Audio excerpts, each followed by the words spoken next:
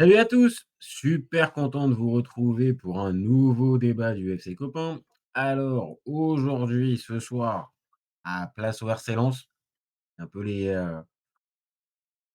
grands gagnants de la soirée et on va se poser un peu la question ensemble de savoir si maintenant en fait, les Lensois, ils sont pas devenus, favoris numéro un de la compétition.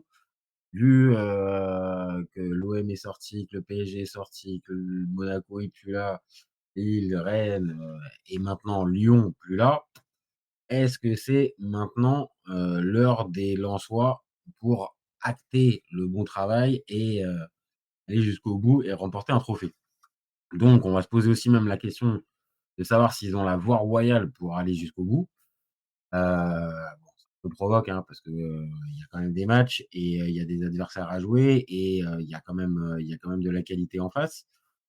Comme d'habitude, hein, les copains, si vous avez envie de commenter, liker, partager, vous abonner, on a besoin de ça pour, que le live soit mieux vu et que surtout on ait de plus en plus de monde et c'est ce qui nous donnera encore plus de force pour faire de plus en plus de débats. Donc, une fois que j'ai précisé ça, rentrons un peu dans le vif du sujet les copains. On commence par quoi? On commence par les stats? Allez, on va commencer par les stats. Non, par les compos. On va commencer par les compos. Côté lyonnais, j'avais fait un petit avant-match sur la chaîne. C'était globalement la même compo qui était annoncée avec, Descamps dans les buts à la place de Greif, défense à 4, Tagliafico, Niakhaté, Mata et Maitland-Niles. Et milieu à 3 où Abner remplaçait, Tessman par rapport au dernier match, Morton, Nartey et Corentin Tolisso. Yaremchuk et Hendrick étaient devant et côté lensois, la compo était la bonne, sauf que pendant l'échauffement, il y a l'ami, Abdallah Sima Abdallah Sima, Wesley Saïd plutôt, qui s'est, qui s'est blessé, si j'ai bien compris et donc c'est Abdallah Sima qui l'a remplacé. Sinon le reste, c'était, pareil, ce qu'on avait entendu comme, compo probable. Donc sur le papier, moi je l'avais dit avant le match, c'était séduisant, ça donnait envie de voir et là ce soir, on a vu quoi. On a vu, un beau match, on a vu, des buts déjà, 2 équipes, dans 2 styles différents, mais qui globalement cherchaient à l'emporter. Alors le scénario du match a fait que Lens a plus maîtrisé, mais au final ça a rendu un match quand même très plaisant. Alors évidemment le scénario avec, la remontée lyonnaise et l'égalisation dans les dernières secondes, forcément ça rajoute encore plus de peut-être de crédit à ce match. Faudrait revoir, à tête reposée si réellement c'était un match de très, très haut niveau. Mais moi devant ma télé, ni supporter lyonnais, ni supporter lensois, franchement, je me suis plutôt régalé et j'ai passé un bon moment, devant cette affiche. Voilà, après on va revenir sur, les conséquences de ce match, ce que ça peut donner et ce que ça peut, voir comme ouais, qu'est-ce qu'on peut donner comme enseignement à ce match. Mais rien que déjà là, sur l'impression, je vois qu'il y a du monde un petit peu sur le chat, allez-y, hein, dites-moi si je m'emballe un petit peu sur ce match. Mais moi, franchement, j'ai trouvé que c'était de bonne qualité. Hem, ouais, je remonte les compos, que ça soit, Thauvin qui fait un excellent match et qui est, décisif à plusieurs reprises, que ça soit Tolisso, qui, jusqu'à la fin est, particulièrement bon et sacrément utile à son équipe, en passant par Sangaré que j'ai trouvé encore une fois très, très bon, Sima qui faisait des différences. Vraiment, il y avait des vrais bons joueurs. Hendrick aussi, Yaremchuk qui va marquer lui aussi son but. Enfin, vraiment sur le papier, il y avait des bons joueurs, il y avait des promesses un peu et je trouve que ça a été tenu. Voilà, donc déjà 1er aspect, je pense que bientôt je vais lancer les notes et je vais vous faire participer aussi parce que encore une fois, c'est plus intéressant si vous êtes, avec moi à participer sur le live, mais sur la note globale, ouais, je mettrais plus de la moyenne et je partirais bien sur un 13-14. Voilà, je me suis plutôt régalé et quand on regarde les stats, voilà, je vous donne les stats, bah, les stats, ça nous donne possession pour les Lyonnais avec 59 à 41. Niveau des grosses occasions, 2 partout. Total des tirs, 14 pour les Lyonnais et 12 pour les Lensois. Donc un léger avantage, côté, lyonnais. Arrêt du gardien, 2 de chacun, corner 6-7, faute 10-16. Donc là, il y a quand même un peu plus de fautes et on va revenir un peu dessus. C'est peut-être l'intensité qui a été importante côté lensois. Et puis, bah, au niveau des passes, ça se traduit assez logiquement. Si Lyon a eu plus la possession, les passes, logiquement, elles sont au-dessus. Les tacles plus, au niveau de lensois, les coups francs 16-10, les cartons jaunes 1-3 et il y a le carton rouge de Masuaku mais qui n'est pas rentré donc on l'a pas compté et puis, bah, les erreurs menant à un but ou à un tir et bah, oui, là, côté lensois, forcément le comment? Le ratio est malheureusement négatif pour eux et passe dans les derniers tiers offensifs, bah, c'est 44 contre 40 et ça, je vais rebondir dessus. Bah, mine de rien, Lyon a eu plus la possession, mais au final ne tire pas énormément plus. Il y a que 2 tirs, de plus. Au niveau des occasions, c'est kiff-kiff et quand on regarde, je vais pas dire que je l'avais dit et voilà, pour une fois j'avais vu juste pour le coup, heu, le plan de jeu, lyonnais pouvait favoriser Lens. Toutefois, il fallait être, solide défensivement. Mais ce qui a été le cas pendant les 3 quarts du match, c'est que Lens a maîtrisé, sa partie défensive avec, j'ai trouvé, un énorme Malang Sarr. Vraiment, je trouve qu'il a énormément progressé. Je le dis à chaque fois, mais franchement, c'est une vraie réalité pour moi. Je trouve qu'il a vraiment, vraiment beaucoup progressé et au-delà de Malang Sarr, défensivement, ça faisait bloc, c'était solide et en fait, bah, côté lensois, j'ai l'impression qu'ils ont maîtrisé les 3 quarts du match. Il y a l'ouverture du score, de Thauvin sur une des premières grosses situations, lensoises. Derrière, ils leur font très, très mal avec le but juste avant la pause qui peut faire très, très mal à la tête, le 2-0. Et après, j'ai trouvé le lensois continuant de maîtriser et dans le dernier quart d'heure, ah là, pour le coup, ça a commencé à un peu plus à tanguer et là, quand ça tangue un peu plus, bah oui, là, forcément, certaines individualités lyonnaises et le fait le contexte du match a fait que Lens a commencé à beaucoup plus reculer et peut-être que dans ces moments-là, bah, ils n'ont pas encore l'expérience et la sérénité nécessaires pour s'éviter ce genre de truc. Alors évidemment, après c'est Risser, heu, qui fait les 2, qui fait une première sortie hasardeuse, mais qui coûte rien, mais qui fait passer un frisson pour, je pense, pour les supporters lensois. Et puis il y a la deuxième où là vraiment alors, il sent mal le coup. Tolisso est extrêmement intelligent à venir à faire la déviation à ce moment-là, mais c'est tellement mal maîtrisé de sa part que oui, on peut considérer peut-être qu'à ce moment-là, la défense a commencé un peu à tanguer. Il a pas réussi à rassurer l'équipe, à rassurer ses coéquipiers et à ce petit jeu-là, bah, ouais, les Lensois, ils se sont fait punir avec l'égalisation à la toute dernière seconde, encore une fois de Rémi Imbert. Va falloir commencer à en parler, hein, de monsieur, heu, de monsieur célébration de Memphis Depay, même si ce soir, on va peut-être en retenir un autre en termes de célébration Memphis Depay. Donc OK, bien sûr, ça va jusqu'au penalty et Lyon a pas démérité en allant jusqu'au penalty, loin de là, parce qu'ils ont poussé, ils ont eu les occasions et ils se sont donné le droit d'aller jusqu'aux pénaux. Mais j'ai quand même trouvé que Lens dans la globalité maîtrisait son sujet et avait été, ouais, peut-être, supérieur, mais d'une courte tête, mais quand même supérieur. Je les avais trouvés, ouais, quand même supérieurs. Donc voilà, ça se termine après aux pénaux et je suis très transparent, j'ai envoyé plein de messages pendant le enfin pas de messages, j'étais avec un copain, au téléphone pendant la séance de tir au but et j'avoue, là pour le coup, je m'étais bien trompé. Je pensais que Lens allait pas se remettre et au contraire, les tireurs ont été sacrément solides, sacrés bons tireurs, que ce soit Ryan Fofana, que ça soit, Sima, que ça soit bien évidemment Thauvin pour le dernier. Franch Sangaré aussi.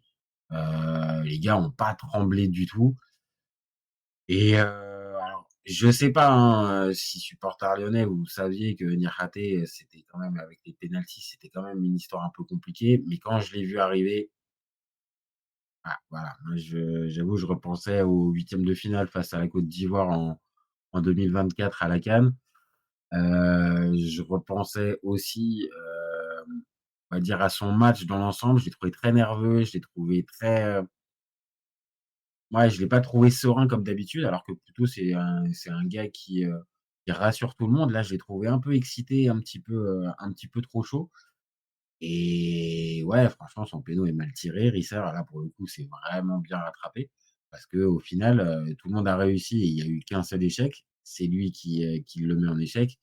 Donc Risser, bien joué, il s'est bien rattrapé de sa boulette et est-ce qu'on peut dire que vraiment Lyon a laissé passer sa chance? Oui.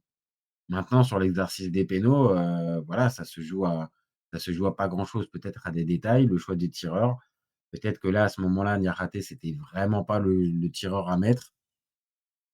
Désolé pour les Lyonnais, c'est un peu dommage, mais sur l'ensemble du match, ouais, je reste sur ce que je dis. Je pense que c'était, quand même d'une courte tête pour les Lensois. Donc, pareil, hein, si vous avez envie de confirmer ou d'infirmer, hein, les copains, allez-y, hein, c'est toujours plus agréable, encore une fois, de faire le débat avec vous plutôt que tout seul. Ça permet aussi on va dire, d'élargir un peu le champ de la discussion. Donc, allez-y, hein, hésitez pas parce que justement, il y a quand même un petit peu de monde. Donc, ça, c'est pour le match. Maintenant, il va falloir se concentrer sur la suite parce que la suite, désolé amis lyonnais, mais là, ça vous concerne plus. Mais la suite de la compétition, là, maintenant, pour les Lensois, ouais, on se pose la question, est-ce que c'est la voie royale pour aller au bout? Alors, je l'ai dit tout à l'heure, c'est un peu provoque parce que, Toulouse, on a bien vu qu'ils pouvaient être capables de très bons matchs contre l'OM, hier, en quart de finale aussi. Bon, s'ils font ce type de match-là, ils peuvent avoir franchement leur mot à dire. Même si après avec l'OM, bon, il y a une part d'incertitude qui fait qu'on a un peu tendance à dévaluer ça, mais bon, ils ont quand même été se qualifier au Vélodrome dans un contexte pas facile. Non, oui, le favori, Lens-Toulouse pour le prochain tour, les copains, si on arrive à me sortir que c'est Toulouse le favori, j'arriverai pas à comprendre. J'arriverai vraiment pas à comprendre et si on élargit un petit peu plus au niveau de la compétition et donc de l'autre demi-finale, moi, il y a mon choix du cœur, enfin, mon choix du cœur, mon coup de cœur dans cette compétition qui est Strasbourg. Je vois aller jusqu'en finale. Mais c'est pareil, Lens-Strasbourg, sur le papier en Ligue 1, bah, il y en a un qui est au-dessus. On les a vus il y a quelques jours. Ça a donné un très beau match et ça s'est terminé par un match nul, donc c'est loin d'être voilà, une autoroute pour Lens. Pas, 3 équipes de PH, qui restent encore en course. Donc forcément, bah, il va falloir faire le taf. Maintenant, faut être clair, maintenant que Lyon est parti, maintenant que l'OM est parti, que le PSG était déjà parti, Rennes, Lille, Monaco, bah, là, j'avoue, j'arriverai pas à comprendre qu'on me dise que c'est pas Lens le favori numéro un. En tout cas, sur cette saison, sur ce qu'on voit de cette équipe, pour moi, c'est eux les favoris. Donc maintenant, est-ce qu'ils vont être en capacité de pouvoir, on va dire, remonter, enfin pas remonter, mais assumer plutôt, ce rôle de favori? Attention, il y a toujours des craintes parce que, on l'a vu tout à l'heure, dans certains moments où ça peut tanguer, attention. Attention à voir si,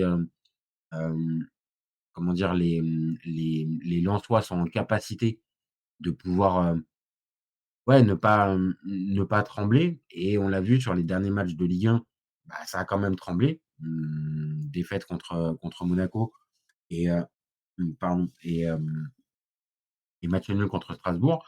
Mais là, ce soir, fallait quand même du caractère et moi, c'est ça que je vois. Pour ça, j'aimerais bien avoir vos avis, hein, mais moi, j'ai vu une équipe vraiment, hem, comment vous dire? Vraiment solide, cohérente, mais qui me semble avoir encore une marge de progression.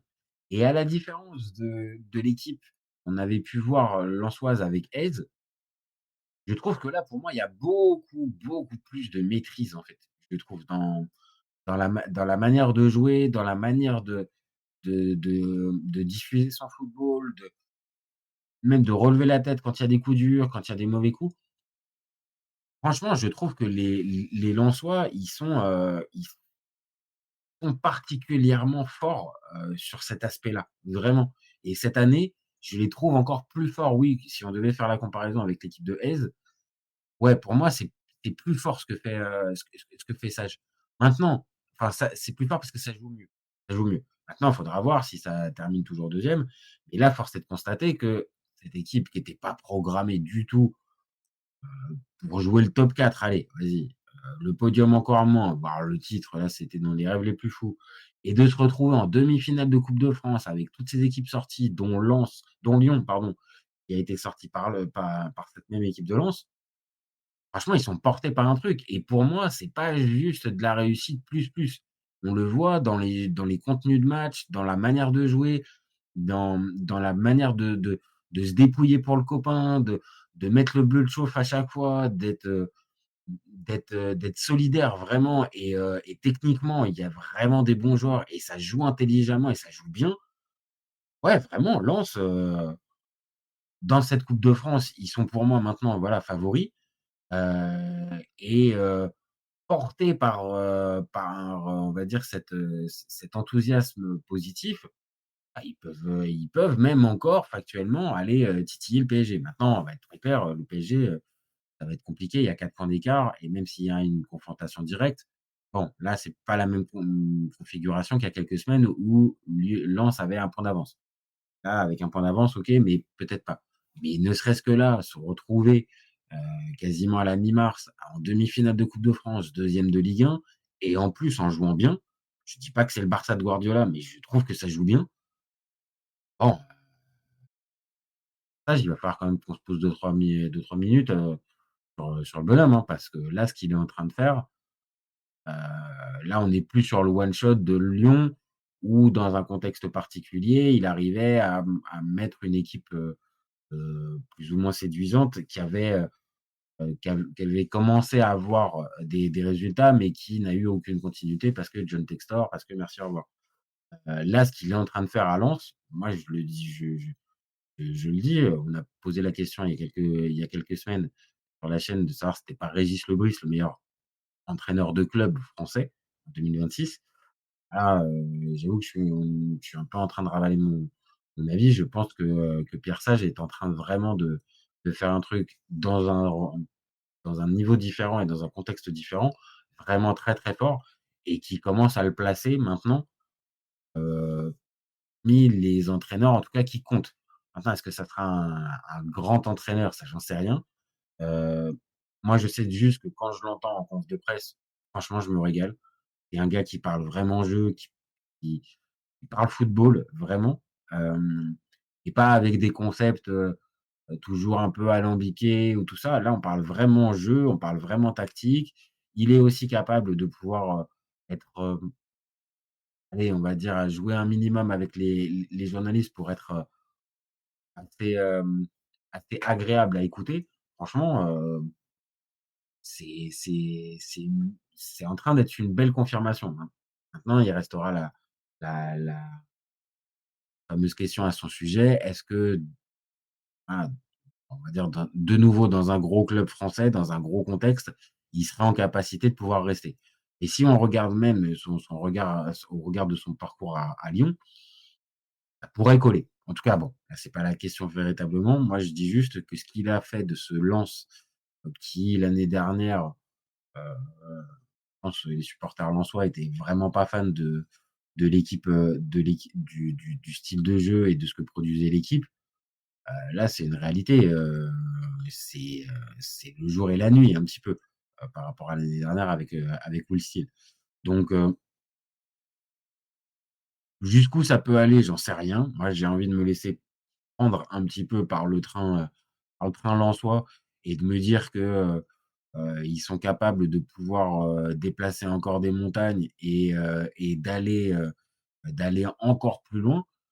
Mais là, présentement, pour cette coupe de France, qui reste maintenant, veuille ou non, un vrai objectif pour les Lensois. Maintenant que tu es dans le dernier carré, tu peux plus te dire que tu la joues pas. Hem, Là, vraiment, il y a la perspective d'un truc de fou. Maintenant, je l'ai dit tout à l'heure, attention à ne pas, sous-estimer, les Toulousains. Non seulement sur ce qu'on a vu hier, ça me paraît être une équipe qui peut embêter largement Lens, même à Bollaert. Et puis, cette équipe, alors je vais pas dire qu'elle a l'ADN parce qu'on va pas se mentir, Toulouse, ça a jamais été un grand, grand club de foot. Pardon, amis toulousains, mais, ça a jamais été un grand, grand club de foot. N'empêche que ces dernières années, Toulouse s'est quand même fait une petite réputation d'équipe capable de coups d'éclat et ça a même été jusqu'à gagner une coupe de France, une année où le Paris Saint-Germain avait été sorti. Donc attention à ne pas, trop, trop vite sous-estimer les Toulousains et de se dire que là, Lens est déjà qualifié. Donc c'est pour ça, quand je pose la question, s'ils ont la voie royale, oui, ils sont bien. Ah, on va pas se mentir, tu te retrouves à jouer Toulouse pour ta demi-finale de coupe de France à domicile, il y a pire. Ils auraient pu aller jouer au Parc, au Vélodrome, ou dans d'autres, ou le derby à Lille. Enfin bon, ça aurait pu être des ambiances vachement plus compliquées. Toulouse, bon, normalement, tu vas avoir le public à qui est ta cause. Maintenant, attention sur le terrain, ça va être autre chose et Toulouse peut être largement l'équipe qui, heu, qui crée la surprise. Donc d'ailleurs, ça peut être vraiment, hem la surprise de cette coupe de France, parce que sinon le reste, pas se mentir, bon, Strasbourg qui arriverait en finale, il y aurait une certaine cohérence et légitimité parce qu'on le dit à plusieurs reprises sur cette chaîne, Strasbourg ça joue pas mal, il y a des bons joueurs, donc les retrouver en finale, ça serait pas complètement dingue. Par contre Nice, qui a eu un parcours vraiment très, très compliqué en coupe de France avec des scénarios un peu dingues.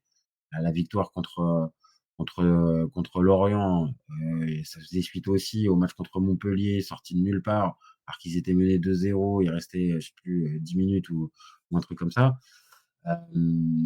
Et vu la saison, catastrophique en Ligue 1 et je parle même pas en Coupe d'Europe, bah, Nice les retrouver en finale de Coupe de France, ça serait quand même une sacrée surprise aussi. Faut être honnête et attention, la perspective d'avoir un Nice-Toulouse, elle existe, elle existe. Maintenant, il faut être très, très clair, c'est pas sur cette finale-là que je mise. Je miserais plus pour le coup, pour un Strasbourg-Lens, qui pour moi serait beaucoup plus alléchant en plus, parce qu'on l'a vu, je l'ai dit il y a quelques jours, j'avais même fait un live après le match, mais c'est 2 équipes intéressantes avec des bons joueurs, avec de la qualité, avec des entraîneurs qui ont envie de jouer offensivement. Donc pour moi, ça correspondrait. Maintenant, voilà, les matchs, il va falloir les gagner et pour en venir à Lens, puisqu'on parle vraiment de Lens, Toulouse, je le dis, on va faire un focus, je pense, dans quelques jours sur la chaîne, sur le sujet. Mais Toulouse, c'est pas voilà, c'est pas Metz cette saison. Désolé amis messins, hein, mais bon, on sait, c'est quand même un petit peu le paillasson de la Ligue 1 et c'est un peu l'ascenseur, pardon, pas le paillasson, mais l'ascenseur. Donc il va y avoir match. Maintenant la pluie de Bollaert avec, la perspective, d'aller en finale derrière, ouais, je pense sincèrement que Lens a quand même un petit avantage, avec cette réception et un plus gros avantage sur ce que j'ai vu. Parce que même si Toulouse, peut être une équipe, séduisante et qui peut embêter, plus d'une équipe, en Ligue 1, Lens me paraît être, allez, je vais pas dire complet, mais, il y a quand même un minimum de banc. On n'est qu'à un match par semaine, donc, forcément un match par semaine. peux mieux gérer ton effectif, tu as moins de blessés, les suspendus peut-être un peu moins aussi.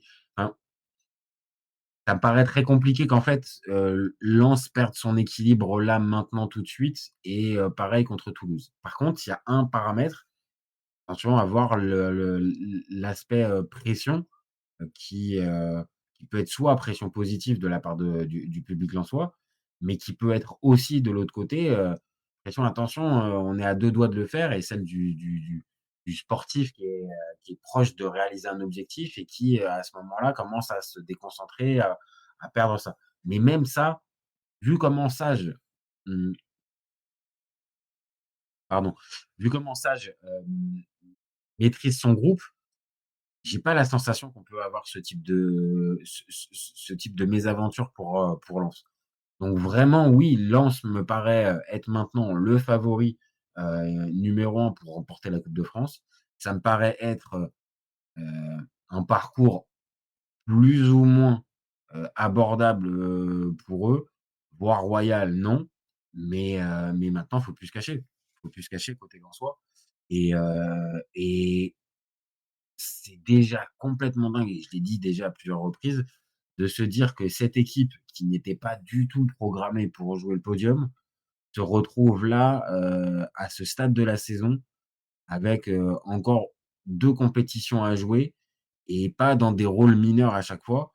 2e du championnat, puis demi-finale de Coupe de France, c'est quand même sacrément fort et on va parler quand même 2 minutes, pareil, hein, je vois que toujours il y a du monde, hein, vous m'écoutez, hein, c'est cool, hein, mais des copains, hein, mais hésitez pas, allez-y, hein, c'est toujours plus sympa, hein, de participer et de donner votre avis, dites-moi si je raconte n'importe quoi ou si au contraire c'est plutôt pertinent, mais bon, vous avez pas envie, hein, je continue, hein. Mais voilà, toujours un peu important de leur préciser.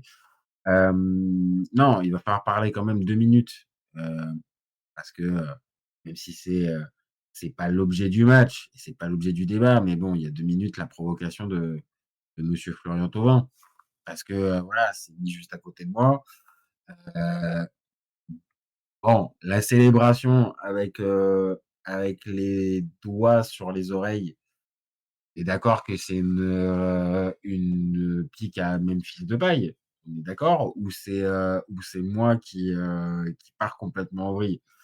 D'accord qu'à ce moment-là, hem, je veux pas dire que c'est une réponse à Rémi Imbert parce qu'on va pas se mentir, c'est pas Rémi Imbert qui a amené ça, mais cette célébration, mais c'est une pique, à Memphis Depay et pour le coup, je m'attendais pas à ça. Je m'attendais pas à ce type de célébration de la part de de me de Florian Thauvin. Maintenant, dites-moi, hein, dites, si ça vous choque. Moi, ça me choque pas, ça fait partie du foot, tout comme je le disais, il y a 3 jours, les supporters marseillais qui étaient en train de crier au loup parce que Rémi Imbert avait mis ses doigts sur les oreilles en hommage à Memphis Depay. Moi, ça fait partie du foot, c'est du chambrage. Il y a rien, c'est pas du tout, hem, vulgaire ou insultant, c'est du chambrage, quoi. C'est du chambrage et c'est de bonne guerre, en fait. Voilà, il s'est fait siffler au moment de son penalty, mais il faut quand même le préciser parce que la célébration, OK, très bien, c'est une chose, mais le penalty, comment il va le mettre,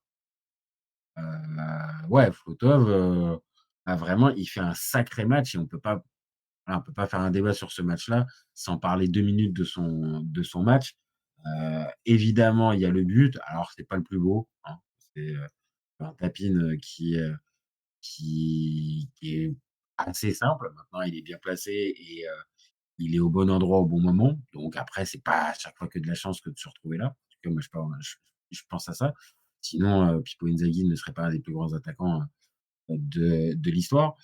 Maintenant, la passe qu'il fait sur le deuxième but, ouais, pour moi, je vais pas dire c'est top niveau, machin, mais c'est donné dans le bon tempo, ça laisse la perspective à l'attaquant de pouvoir avoir plusieurs choix, soit de se l'amener avec le droit, le gauche ou peut-être de rentrer ou d'armer. Ouais, franchement, je trouve que c'est, c'est sacrément fort, dans le geste et je le trouve extrêmement collectif. Il joue pas perso, il est vraiment à fond dedans et dans ouais, terminer par ce penalty, pour moi, c'est vraiment très, très fort. Alors, j'ai Jean-Louis Lefebvre qui nous dit, Rémi Herbert, le pauvre, il se fait karma 2 fois en 5 jours. Ouais, ouais, ouais. Ah oui, oui, oui, non, là, c'est sûr. Après, Rémi Herbert, c'est quand même dingo. Je suis d'accord qu'il y a le karma 2 fois en 5 jours, mais de l'autre, si tu vas par là, Jean-Louis, tu es obligé de reconnaître que ces 2 entrées, elles ont donné 2 buts dans des matchs, particuliers. Alors OK, ça a pas donné, au final des résultats probants et il y a eu défaite et élimination pour l'OL, mais n'empêche que ces entrées, elles sont plutôt bonnes au gamin. Parce que le but, il est pas facile, hein. Le but à marquer là ce soir, il est pas super simple non plus. Il en aura sûrement des plus compliqués à marquer, mais dans ce timing-là, à ce moment-là et avec le peu d'expérience qu'il a, c'est quand même pas mal. Donc non, OK. Par contre le karma, oui, là j'avoue, c'est un peu acharné sur le garçon dans pas longtemps. C'est vrai que un peu difficile. Mais pour finir sur Thauvin, vraiment, très, très bon match, de sa part et moi je fais pas partie des gars qui pensent, qui doivent même, non, qui doit partir, heu, au mondial avec les Bleus parce que je pense qu'il y a des joueurs plus talentueux devant lui, au poste offensif. Maintenant, c'est une réalité, il est extrêmement fiable cette saison. Faudrait voir les statistiques, mais je crois que pas l'avoir vu louper grand-chose cette saison. Donc physiquement, il me paraît être clean. Hem et un gars qui peut jouer vraiment pour le collectif parce qu'il sait que le prime de la carrière est passé et que maintenant, voilà, il est plus en train de profiter de tous ces bons moments de capitaliser dessus. Ouais, franchement, il peut faire partie des bons soldats que Deschamps prend et dans sa mentalité, on sait qu'il aime bien ce type de profil-là. Alors oui, peut-être qu'il jouera quasiment pas, voire pas du tout, mais par contre dans le vestiaire, dans l'environnement de l'équipe de France pendant cette coupe du monde, il peut être, un joueur un peu facilitant qui permet de peut-être faire souffler s'il y a un match moins important, de pouvoir rentrer si le cours d'un match, pareil, est très favorable à l'équipe de France, sans avoir à rechigner, sans avoir d'ego à gérer et OK, moi j'avoue, il y a vraiment meilleur que lui, pas de problème, on va tous être d'accord là-dessus. Maintenant, force est de constater qu'il aligne les bonnes performances, il est fiable et ça serait pas déconnant de le voir partir au final dans dans cette année de coupe du monde, avec les Bleus. Maintenant, oui, si tout le monde vraiment est, dans les postes offensifs, tout le monde est vraiment bon et tout le monde est opérationnel et qu'il y a pas de méforme, il y a pas tout ça, non, je pense que malheureusement pour lui, Deschamps privilégiera quand même la qualité. Maintenant, s'il y a un suspendu, enfin s'il y a un blessé, s'il y a des méformes, il sera en tout cas l'un des premiers à être là en cas de coup dur et pas interdit, je la place de le voir, cet été, des États-Unis avec l'équipe de France. Voilà les copains, je pense que j'ai tout dit. Je pense, on a fait l'essentiel. Lens méritait sa victoire pour moi. Lyon est passé à côté de son, pas à côté de son histoire parce que bon, encore une fois, c'est pas non plus machin, mais comme l'OM dans une proportion un peu similaire, il y avait l'occasion d'aller chercher un titre. Être compliqué. Maintenant, il reste, certes, l'Europa League, mais l'Europa League, ça va être un autre chemin, hein. Ça va être un chemin peut-être plus tortueux et plus compliqué aussi. À la Coupe de France, il y avait une vraie occasion, heu, surtout qu'on l'a dit, le vainqueur de ce match OL Lens, pardon, recevait Toulouse au tour suivant. Donc il y a vraiment la sensation peut-être d'être passé à côté d'un truc côté, côté lyonnais. Maintenant, la saison est pas terminée, il y a le podium à aller chercher et on l'a dit aussi, pour Lyon, de base, il y avait pas objectif ultime, d'aller chercher un titre cette saison. Donc voilà, se contenter de ça. Voilà les copains, merci d'avoir suivi. Hésitez pas comme d'habitude à commenter, liker et partager. C'est ce qui nous donne, de la force, c'est ce qui nous donne envie de continuer. Surtout, n'hésitez pas à vous abonner parce qu'on a besoin de ça pour faire grandir la chaîne et puis, bah, comme d'habitude, vous savez qu'au FC Copain, on est ouvert toute l'année. Ciao les copains. Ciao, ciao.